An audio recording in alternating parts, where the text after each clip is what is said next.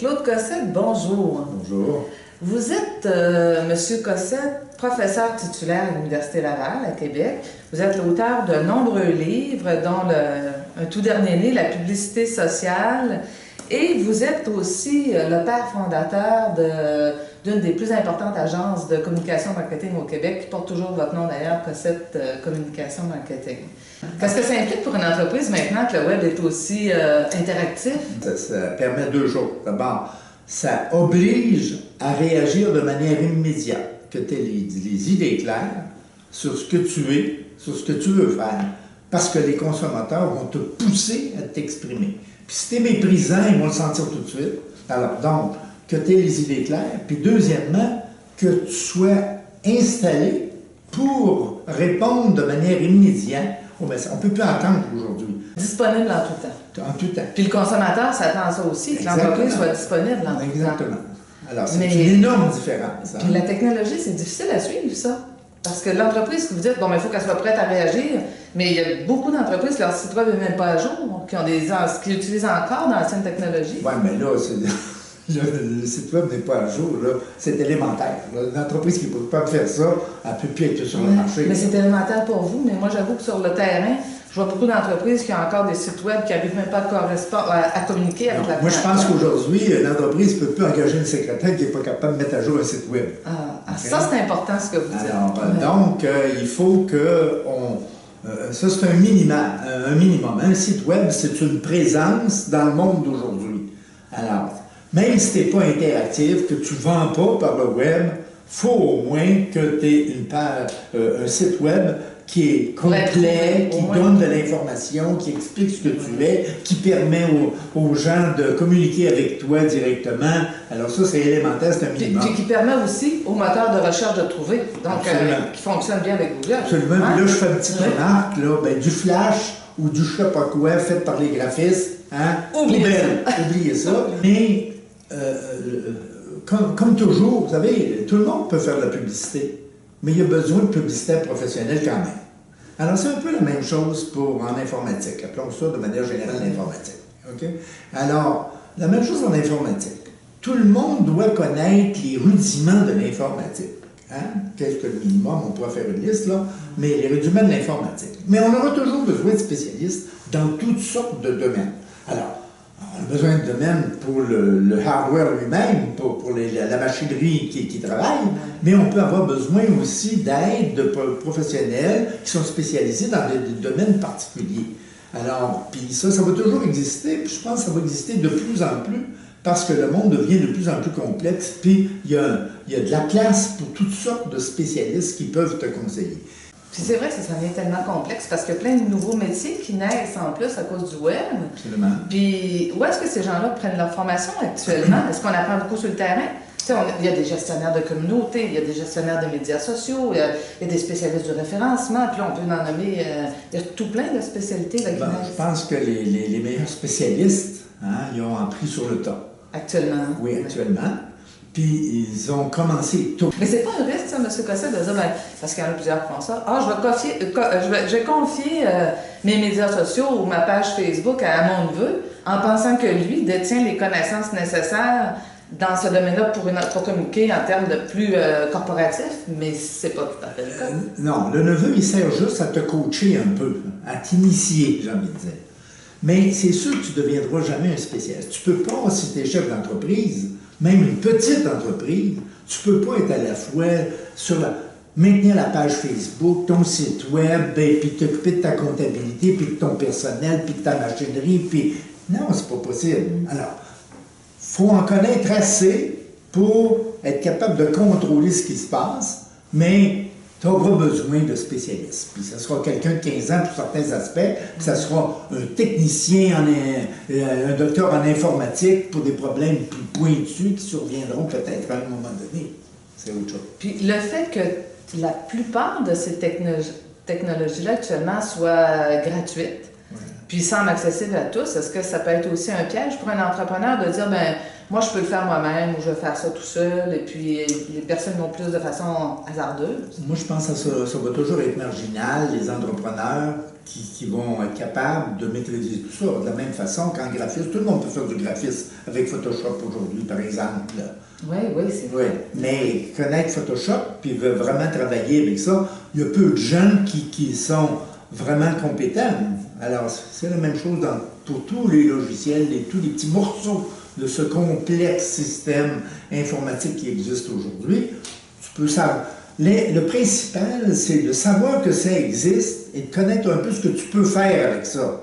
Alors, puis après ça, tu fais appel à celui qui est compétent, au graphiste, qui est un informaticien dans le graphique, puis aux spécialistes des serveurs, puis aux spécialistes, je sais pas moi, des médias sociaux, et ainsi de suite. Mais ça se fait pas tout seul. Démarrer une entreprise sur Internet, je dis souvent, c'est comme démarrer une entreprise dans le champ. OK? C'est pas comme démarrer une boutique dans un centre d'achat où tu as déjà une fréquentation. Tu es dans le champ. Comment on fait pour savoir que tu as une boutique sur Internet à quelque part? Oui, c'est ça. Je suis là. Je suis là. Comment tu fais pour savoir? Alors, c'est là qu'il y a des vieilles stratégies, comme prendre les médias traditionnels pour faire savoir que tu as une boutique Internet, les relations publiques pour essayer d'en faire parler dans un média parce que ta boutique est si originale et que tu offres un produit tellement différent, blablabla. Puis là, ben après ça, il reste entrer en contact avec les spécialistes des médias sociaux qui, eux, par un autre système, la communication familière et quotidienne, va faire que de bouche à oreille, d'un bouche à oreille informatique, tu vas faire connaître ta boutique. Pour la faire connaître, la chaîne, des filières d'information, tout ce qui peut se faire. Au niveau de l'information, en fait, le produit numérique tourne autour du produit, du contenu. Oui. C'est ça, de tout ce qui est le contenu, tout ce qui est information, connaissance, tout ça peut être digitalisé. Absolument. Non seulement peut être digitalisé, mais doit être digitalisé. Mais toutes les entreprises aujourd'hui doivent jouer avec les données qu'ils ramassent. Okay? Puis tout le monde peut le faire. Le data. Hein? Oui, le data qu'on appelle. Alors, c'est les données, mais on le fait déjà parce que si je place de manière automatique une petite annonce sur Google, AdWords, ben déjà, je travaille avec les data, avec les données. C'est automatique, mais je le fais déjà. Mais il faut collecter ces données-là, il faut être capable de les recueillir. Elles sont recueillies pour moi gratuitement par Google sur mon marché, mais je n'ai pas des données particulières à mon produit, à mon entreprise. Alors, il faut essayer d'en ramasser pour sa propre entreprise. Bon, alors ça, c'est une partie. Alors ça, puis là, la première étape, c'est de ramasser des adresses électroniques. Alors, si tu fais une facture, je peux-tu avoir votre adresse? Hein? C'est déjà quelque chose, hein, de commencer comme ça. Mais vous, en plus, vous avez un dada qui est de créer des communautés. C'est-à-dire de regrouper aussi les gens qui s'intéressent à un domaine particulier. Puis là, j'ai envie de dire, vous faites du bouche à oreille, mais informatisé. C'est un peu ça que vous faites comme communauté. Vous donnez l'impression. Mais ça, je pense que c'est un intérêt très particulier parce que faut que ce soit vous-même presque qui soit vraiment compétent pour créer votre communauté. Vous avez besoin d'aide, vous allez aller chercher de l'aide peut-être, mais il faut que ce soit votre communauté un peu. Si je pense à un magasin de cuisine, d'articles de cuisine, oui. OK, dans une localité précise, oui. Mais si ce magasin-là décide de développer sa liste, puis dit, bien moi j'informe mes clients toutes les fois que j'ai un nouveau produit, une nouvelle batterie de cuisine ou quoi que ce soit, où j'offre une promotion à ma clientèle, ceux qui sont fidèles, ceux qui sont inscrits, exemple, à mon fil sur Twitter avec moi, où je les informe, vous avez un 10% supplémentaire parce que vous faites partie de ma clientèle privilégiée, de ma communauté privilégiée. Qu'est-ce que vous pensez de ça? Ce que je pense de ça, c'est que c'est un début à moitié efficace. Parce que c'est encore de la publicité. Oui. Puis moi, je le sac à la poubelle quand je reçois ça, mon 10% que ma boutique du coin m'offre, là. Ah oui? Oui, parce que c'est pas ça qui est intéressant. Moi, je pense que vous, ce que vous faites, c'est plus important. C'est une véritable communauté d'intérêt. Il faut même que... Il ne suffit pas que moi, marchand, je communique avec mes clients potentiels. Il faut en plus que les clients potentiels communiquent entre eux. Il Pour moi, il faut que ce soit une communauté réelle. Il y a un intérêt réel au niveau Entre les membres de cette communauté. Donc, d'envoyer... Sinon, vous êtes comme avant, vous me faites de la publicité à sens unique. OK, bien c'est intéressant ce que vous dites. Ça veut dire que l'entreprise qui utilise le web pour envoyer des coupons rabais, tout simplement, ou pour... c'est correct, c'est un début, là, okay. mais c'est de la publicité traditionnelle.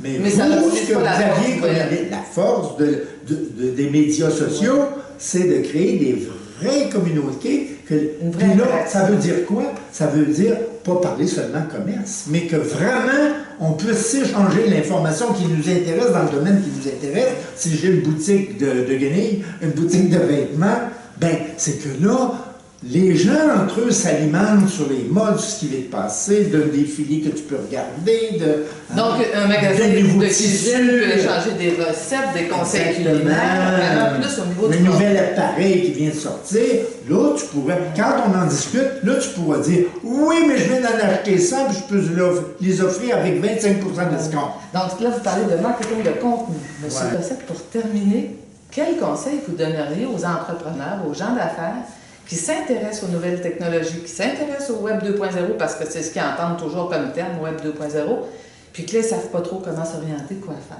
Il ne faut pas laisser avec le Web 2.0. D'abord, le Web 2.0, c'est tout simplement les médias sociaux. C'est l'interactivité, c'est-à-dire la communication dans les deux sens. Bon, les gens doivent apprendre, mettre un peu de temps pour dégrossir le problème, pour savoir de quoi il ressort. Et je rajoute ce que j'ai déjà dit et que je répète, l'information, c'est la source de tout progrès et que donc il faut investir un peu de temps pour s'informer dans ce qui se passe dans notre domaine d'activité, mais ailleurs dans le monde. Alors les voyages forment la jeunesse, puis l'informatique forme les plus vieux qui ne voyagent pas.